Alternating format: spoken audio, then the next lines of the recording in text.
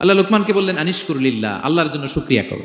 শুকরিয়া যে করে সে তার নিজের জন্যই করে, এখানে আল্লাহর কিছু হয় না।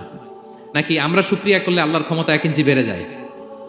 আমরা গোটা বিশ্বের সবাই সিজদায় পড়ে থাকলে আল্লাহর ক্ষমতা একটু বেড়ে যাবে না? পারবে? আর আমরা সবাই যদি সবচাইতে পাপী হয়ে যাই, আল্লাহর ক্ষমতা কমে যাবে না? কমবে? তাহলে লাভ লস আল্লাহর কিছু নাই, লাভ লস সব কাদের? আওয়াজ করে সবাই বলুন, লাভ লস কাদের? শুকরিয়া করলে আমাদের লাভ। লা ইন শাকারতুম লা আযীদান্নাকুম ওয়া লা ইন কাফারতুম ইন্না আযাবি লাশাদীদ। আল্লাহ বলেন, যদি তোমরা শুকরিয়া করো নেয়ামত বাড়িয়ে দেব, আর যদি কুফরি করো জেনে রেখো আমার আযাব, আমার পানিশমেন্ট, আমার শাস্তি বড় কড়া।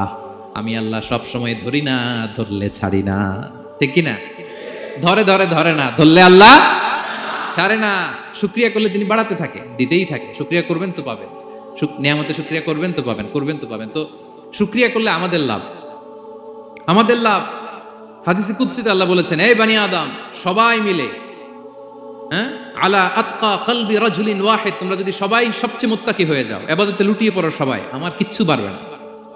আর তোমরা সবাই যদি আফজারি কলবি রাজুল ওয়াহিদ, সবচেয়ে নিকৃষ্ট আত্মার মানুষ হও, পাপাচারে ডুবে যাও, আমি আল্লাহর ক্ষমতার 1 ইঞ্চিও কমবে না। তাহলে শুকরিয়া করলে কাদের লাভ? সেটাই আল্লাহ বললেন, শুকরিয়া করলে তোমাদের লাভ। ওমান কাফারা ফা ইন্নাল্লাহা গানিয়্যুন হামিদ। তিনি অমুখাপেক্ষী, অমুখাপেক্ষী, তিনি কারো কাছে ঠেকা না, কিন্তু আমরা তার কাছে ঠেকা। ঠিক কিনা? আমরা বিপদে পড়লে কার কাছে চাই? আল্লাহ কারো কাছে চায়?